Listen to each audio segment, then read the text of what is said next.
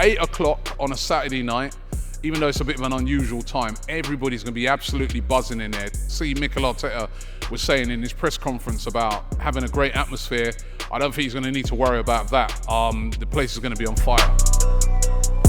If you let me finish, I will tell you. Go on. The guys on the bench need to get more minutes. They need to come on in games. If a team is winning and that team is blitzing teams away from home 6-0 and 5-0, they deserve to start the next week. That's my opinion.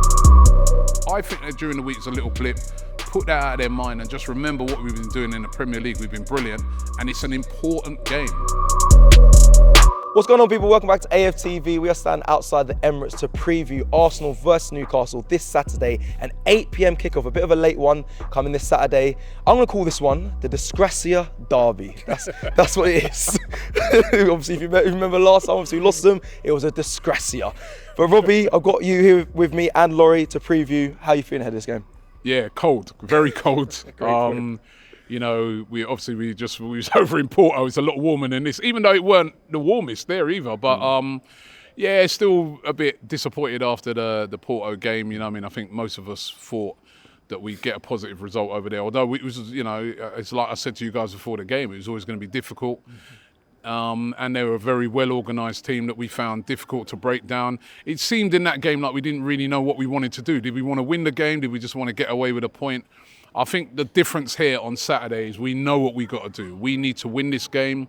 Liverpool have played during the week against Luton. They've got 3 points, you know, ahead of their, obviously, the cup final with them and Chelsea at the weekend. So we know what we have to do. This is a must-win game for Arsenal. For the title race, we've got to stay in touch with Liverpool, with Manchester City, and we got to be beating Newcastle at home, and we owed them one as well. 100%. You know, we, like you said, the DESGRACIA derby. We all felt very hard done by when we was up there. You know, with the controversial VAR stuff that happened on that day, and I think we owed them one for that, and we owed them one from when they came here last year, where basically they came and they just stunk the place out and played for a draw. So. They're a good side, Newcastle. Yep. They've got a lot of qualities, but definitely a side that we can beat, and we need to get the 3 points. Robbie, what's the significance of this? We just come back from a midweek European game. There's a significance that you always used to mention after an away performance in Europe. After away performance in Europe, we normally always win when we're back home at the Emirates. It's kind of, this season we've sort of been home after all of them. So I think the 8 o'clock makes it means we're going to have a great atmosphere in here. I'm kind of glad it's at 8 o'clock and not, say, at 12:30, where it might have been a little bit flat with people needing to get going. 8 o'clock on a Saturday night, even though it's a bit of an unusual time, everybody's going to be absolutely buzzing in there. I see Mikel Arteta was saying in his press conference about having a great atmosphere. I don't think he's going to need to worry about that. The place is going to be on fire. For this game. So you're not like Liverpool, you're not complaining about an 8 o'clock or like a 12 o'clock because it's a later one. You're not complaining about that, no? Well, let's do what Liverpool do, right? Is every time they have a 12:30 kickoff, they always win. Exactly. You know what I mean? They shouldn't complain. Laurie, my friend, talk to me. I know you was on the watch long for the Porto game. You spoke about can't be too overconfident against them. This is Europe. This is different to the Premier League. But how are you feeling ahead of this game against Newcastle? Yeah, just picking up on what you just said there. I was on the watch long a bit taken aback at what appeared to be the overconfidence of some of my fellow Arsenal fans, Turkish in particular, was talking about getting it done in one game. And I was saying, nah, man, it's going to be a difficult game, which it turned out to be. But listen, we lost, but it's not the end of the world. I'm confident on what I saw that we can bounce back, but that's in a couple of weeks. Saturday is more pressing. We've got to focus our attention on Newcastle. And Newcastle this season, a bit of a mixed bag. I mean, I think something like they've won as many as they've lost or something similar to that. And their last 5 games, I think they're unbeaten. Yeah, they are. Yeah, a lot of draws in there, though. Yeah. Mind you, I think they've won 3 away games in that last 5. I think they've beaten Fulham, Villa and Notts Forest. Yeah, you say they're a mixed bag, though, but do you think they're going to do what we saw at Porto? Just like, and Robbie mentioned, they come here and stunk out the place last season, just sit back, frustrate us, slow down the game. That is something that we haven't been able to break down. I do think that we will definitely have the majority of the possession. We'll have to try and break them down. As Robbie said, last year they did try and stink the place out. I don't expect them to be as cynical as Porto, or maybe they will, I don't know. I think they will, but go on. It's possible. But that's something that we'll have to overcome. A lot of teams have done that to us this season. We've got to try and come up with ways to get around that. Yeah, where's the confidence coming from, Robbie? Because you say at the start of this year we've gone 5 unbeaten, smashed teams, put ball in the back of the net. Are you confident ahead of this game on Saturday? Is there more confidence than worry? Because I'm quite worried about this game. Listen, I think the 1-0 away at Porto's obviously gives you a reality check and knocks back your confidence slightly because it's a defeat. And we've been absolutely flying. But I think in the Premier League, we can't forget what we've been doing. We've been taking teams apart, home and away. And we've been taking good teams apart. We only have to remember what we did here to Liverpool. Liverpool didn't have a shot on target. We put 3 past them. We were dominant on that day. That's the sort of performance we need to put in on Saturday night. I know we've had a game during the week, but I think the fact that we did lose that game is going to sting the players a bit. Their pride's going to be hurt, and they're going to be really up for this game. As I said, listening to Mikel Arteta in his press conference, he sort of sounded as if they cannot wait for this game just to go out there and just show people that we were better than what you saw the other night. Yeah. And as I said, they've been scintillating. You know what I mean? And I think we are going to face a similar sort of tactics to what we saw in Porto, because it's what Newcastle did last year. It's what Newcastle even did when we played them at home. Yeah, they weren't really that much on the front foot. It was all about trying to counter attack, and if they got players like Isak back, they're dangerous on the counter attack. I remember who was they playing? Was it Man City? Where they played, and basically they were getting absolutely battered the whole game. But when the chances came to Isak, he was clinical. Yeah. So we're going to have to be very wary of him. But we just got to get back to doing what we've been doing since we came back from Dubai, which is we've been excellent. Yeah. We've been excellent. And a little blip, I think that during the week is a little blip. Put that out of their mind and just remember what we've been doing in the Premier League. We've been brilliant, and it's an important game. We know what we've got to do in this. Yeah, Laurie, I need to come to you because your mindset is, wow, we're overconfident in Europe. You should be overconfident in this game, really, if you're going by your theory. Because should never be overconfident. My thing is that you have to give every team respect. Newcastle are a good side. As I said, they've been a bit of a mixed bag this season, but if you look at their recent form, 5 games, they've not been beaten, and they've got 3 good away wins in that. So they have to be respected. That being said, as Robbie said, we do go on the front foot. We have to be confident. We must win the game. Is it revenge for you today? On Saturday? Yeah, it is really, because the circumstances in the reverse fixture were that we felt hard done by. And some of I mean, if you remember Gamaris in that game as well, he was going around assaulting our players. Of course. So it's going to be testy on Saturday. Are you agreeing with that, Robbie? There, just quickly. Sorry, Lloyd. There, definitely revenge. You know what I mean? That game was a game that I in particularly felt hard done by. Number one, it's a long way to go, right? But I just felt that I just couldn't understand how they came to those decisions on that day, and I felt very, very hard done by. And I just want Arsenal to deal with it this Saturday, so there is no dodgy VARs or there is no controversy, that we just beat them on the pitch. And as I said, we saw what we did against Liverpool. We are capable against these teams of playing them off the park. Now, like Laurie said, don't underestimate Newcastle because they're a very good side. And as I said, they've got a lot of quality. And when you're playing against teams that have got a lot of quality, one little mistake. We saw it the other night. One little error. And a guy hits a worldie in and we've lost the game. It's a similar thing with Newcastle. They have that sort of quality in Anthony Gordon, in, Isak, Guimaraes is a top quality player. So we're going to have to be on it. And I think the team selection, everything's going to be important. I'm going to be really interested to see what the team is going to become that night. Well, you segued me perfectly there, Robbie. And let's go into what we're going to, what you expect to see on the night from Arsenal and Laurie as well. We'll go with this in the back 4, Raya in goal. He's going to keep his place, even though some would say he could have done better with a goal. Laurie said he I don't know. I did an interview on the radio for Talk Sport. Yeah. And both Alan Brazil and Gabby Abonio were saying that he should have saved it as well. Laurie thinks he should have saved it.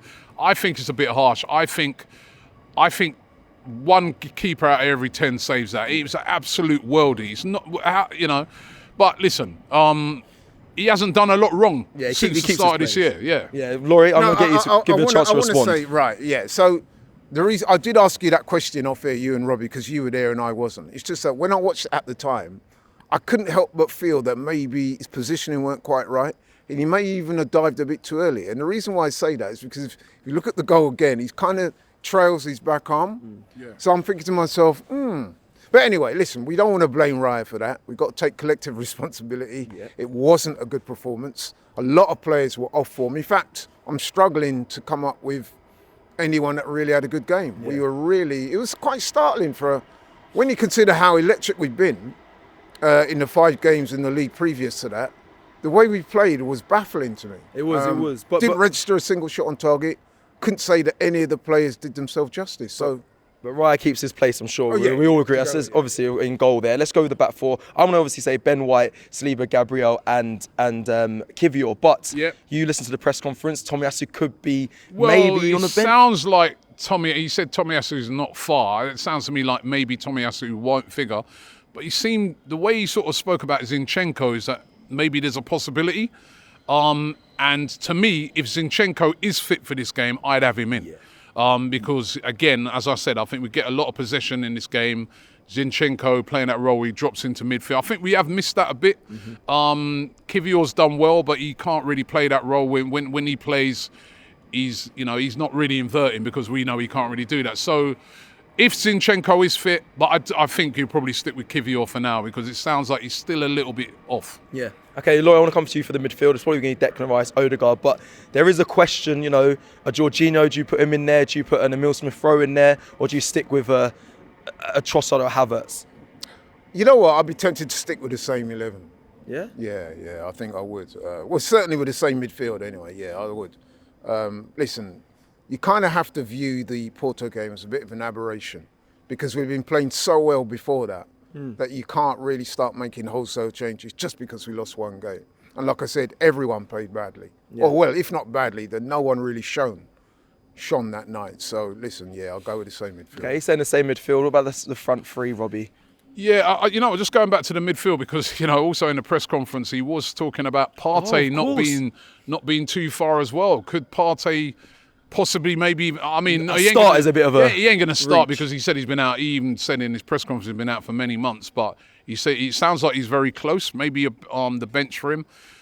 I am getting tempted to maybe do a little change in that midfield. I don't know. I'm just thinking. Is it a game for maybe a Smith-Rowe to come in or something like that? But I think, you know what? I'm going to just about stick with the same midfield as well. And then up front, if Jesus is fit, again, he sort of said he's good. They've got another training session, sounded like possibility of being close. Again, probably going to be on the bench. But if he is fit, I would start with, I'd want to start with Jesus. So that would trigger a switch. Yeah, I would. No, I would agree with that. I would like to start with Jesus. I think, we missed a player like that the other night. His little trickery in and around the box. I think as well, he's going to be chomping at the bit to get back involved. Obviously, Martinelli and Saka. But to me, if Jesus is fit, I'd start with him. We've been scoring goals without him, though. Yeah, we have been, but I'd start with him. But if he's not fit, then I stick with Trossard down there, down the middle. Okay, interesting. No, I would agree with that. I think Robbie's right on that. I think Jesus, he's our talisman player. Like Robbie said, he's a bunch of tricks. We haven't missed him, though, bar Porto. We haven't, but he's still top quality, We've not missed him in terms of scoring goals, but we have missed his trickery and his effectiveness up front. And let's face it, he's our star man. He's our top striker. So he should really be playing if he's fit. So I would make that change. And it's not too... I'm not having a pop at Trossard. I'm just saying that I think if Jesus is fit already, he should come in. It's interesting. The team's been ticking without him. It has been ticking without him, but I just feel that, also it's good to freshen it up a little bit. But listen, he probably won't be fit to start by going off what Arteta said, but it does sound like he's close. Hopefully we get to see him at least on the bench, and we get to see Partey on the bench, and these players starting to look like they come back, because we keep seeing little training things and stuff like that. But then when the team comes out, we see all these kids on it. You know what I mean? And no disrespect to them, we need to get this squad back. That's the only way we're going to win the league this season. If we get everybody back and we stay fit till the end of the season, we got a chance. Yeah, there was some word about obviously Emil Smith-Rowe and Jorginho, but I do want to remind everyone that Newcastle are a very tall team as well. Yep. I think we've got to keep that in mind as well. So Havertz might be an option for Mikel Arteta there. One thing I would like to say though, and I've been saying this for a while, so I might sound a bit like a broken record, but I'm going to keep saying it. I would like to see Arsenal deploy a bit more rotation in the squad. So for example, I don't know about you guys, but the other night when we played Porto, I was surprised, to say the least, that we only made the one sub. Well, no, I disagree with that. I've just said it at the game, when I was at the game, people keep forgetting we lost that game in the 94th minute. If he would have gone and made a wholesale change, he's tried to chase the game and would have lost. Everybody would have been accusing him of saying, oh, inexperience, just see it out. We should have saw that game out with a 0-0, gotten back here, and we would have been advantage us. So I don't blame Arteta for not changing it the other night, and I don't blame him for keeping that team. I was saying that I would have put Jorginho in the midfield from the start, but that team has been blitzing teams over the past few weeks, so there's no reason we'd stick in it. And if that's the team on Saturday, I'm happy with it. I disagree. I think there should be more rotation. I think that there's guys on the bench. There's got to be rotation for a reason. Let me finish. I was about to get to that. There's guys on the bench that we know that are good players. They're on the periphery of the team. If and when called upon, we need to know that they can come in and do a job. If you just you've gone away from home. You've gone away from home. You won 5-0, 6-0. Why do you need to change the team? What rotate for what? It's got to be a reason. No, I'm saying that the guys on the bench should get more minutes. It's as simple as that. All right. Well, from the start or bringing them on? I said the guys on the bench. We need to rotate the team more so that the guys on the bench are seeing more game time because they're on the periphery of the team. They're not getting no minutes. What do we expect them to do when they do eventually come on? Are you doing from game the start? time From the start of the game or from during the game? What are you saying? I'm saying that we need to rotate the team more. Like the guys on the. If you let me finish, I will tell you. Go on. The guys on the bench need to get more minutes. They need to come on in games. Yeah, so they are. when the game, we made one substitution the other day. Hold on. You can't just bring people on During the game the other day, the last two games, even El Neni, those guys have been getting on. He brought on 5 subs at Burnley. He brought on 5 subs the previous game because we were so So they are getting minutes. And if a team is winning and that team is blitzing teams away from home 6-0 and 5-0, they deserve to start the next week. That's my opinion. He might have you there, Laurie. No, not at all. I don't recall us blitzing Porto away from home the other day.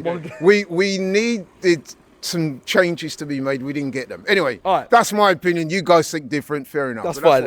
Let me go to score predictions. Before I do that, I just want to reel off some stats because it might sway your score prediction. Arsenal are unbeaten in their last 11 Premier League home games against Newcastle, with last season's goalless draw ending a 10-game winning run. Newcastle have conceded 16 goals in their 6 Premier League games since the turn of the year. And then lastly, Arsenal unbeaten in their last 20 Premier League games that have come after playing in Europe midweek, which we mentioned kind of at the beginning of this video. So, with all that in mind, score prediction, I'm going to start with you, Laurie, for the game on Saturday. I'm going for an Arsenal win, definitely. I think it will be a tight game, certainly to start with, but I think, 2-0. 2-0. Robbie? I'm going to go 3-1. I think there'll be goals in the game. I think Arsenal are going to be up for this. This is a huge game. I think the place is going to be up for it. And I think if we go out there and play like we did against Liverpool, Burnley, West Ham, there'll be a lot of goals in it. Put aside during the week, that was a different game.